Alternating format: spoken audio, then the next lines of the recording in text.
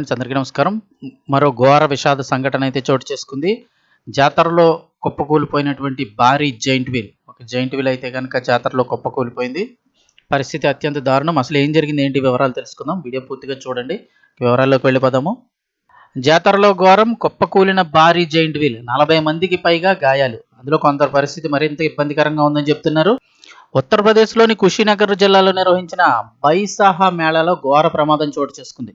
బుధవారం నాడు అర్ధరాత్రి సుమారు 80 మందితో తిరుగుతున్న 60 అడుగుల భారీ జైంట్ వీల్ ఒక్కసారిగా కూలిపోయింది. ఈ ప్రమాదంలో మహిళలు, పిల్లలతో సహా 40 మందికి పైగా గాయపడ్డారు. వీరిలో పలువురు పరిస్థితి విషమంగా ఉన్నట్లు సమాచారం.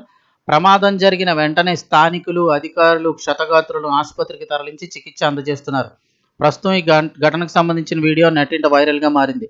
జాతరలో ఆనందంగా గడుపుతున్న సమయంలో ఒక్కసారిగా ఈ దుర్ఘటన జరగడంతో అక్కడంతా కూడా భయానక వాతావరణం నెలకొంది. సాధారణంగా జాతరలు అంటే ఇలాంటి జైంట్ వీల్స్ ఖాళీ ఉండవు, ఫుల్గా జనం అయితే ఎక్కుతూ ఉంటారు. అలాంటి పరిస్థితుల్లో కుప్పకూలిపోవడం అంటే చాలా తీవ్ర ప్రమాదం అనే చెప్పుకోవాలి.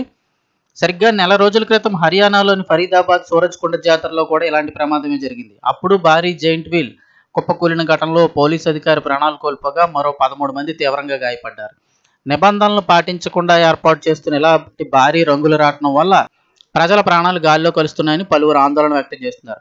సాధారణంగా స్టాండర్డ్గా ఒక నెల 2 నెలల్లో ఉంచేటువంటి జైంట్ వీల్స్ అయితే భూమి లోపల బలంగా పునాదిలా వేసి అప్పుడు నిలబెట్టాల్సి ఉంటుంది. కాకపోతే జాతరలోనే 1-2 రోజులు లేదా 3 రోజులు జరుగుతుంటాయి.